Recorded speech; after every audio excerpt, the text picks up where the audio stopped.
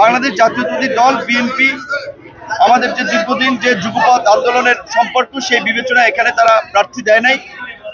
যদিও একজন স্বতন্ত্র প্রার্থী হয়েছেন, কিন্তু তার যে আচার আচরণ কথাবার্তা সেটি দেখলে পরিষ্কার যে তিনি মূলত নির্বাচন করতে আসেন নাই।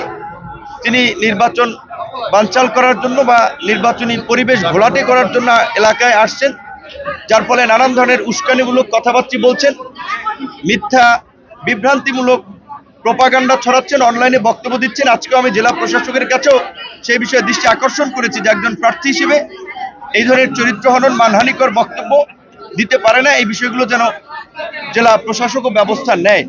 কারণ আপনি জানেন যে এখানে বিএনপি এই যুগপৎ আন্দোলন থেকেই তার মিত্রদেরকে আশ্বস্ত করেছে। জাতীয় পর্যায়ে তারা পরিষ্কারভাবে বলেছে যে বিএনপি যদি নির্বাচনে জয়লাভ করে তারা যুগপৎ আন্দোলনের মিত্রদেরকে নিয়ে সরকার গঠন করবে। এমনকি মিত্ররা যদি নির্বাচনে জয়লাভও কেউ না করে তাদেরকেও সরকারে রাখা হবে। তো বিএনপির এই ভালো উদ্যোগে সাড়া দিয়েই কিন্তু আমরা বিএনপির সাথে অ্যালায়েন্স করে নির্বাচন করছি। আগামী 26 তারিখ বিএনপির চেয়ারম্যান জনাব তারেক রহমান দীর্ঘ 18-19 বছর পরে বরিশাল সফরে আসছেন।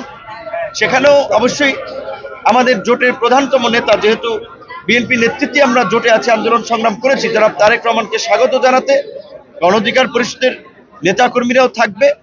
তো এই বিএনপির মহৎ উদ্যোগকে নস্যাৎ করার জন্য আমরা দেখেছি কিছু কিছু জায়গায় জোটের আসনে বিএনপির বিদ্রোহী প্রার্থী হয়েছেন, তাদেরকে দল থেকে বহিষ্কার করা হয়েছে। আমার এখানেও একজন আছেন।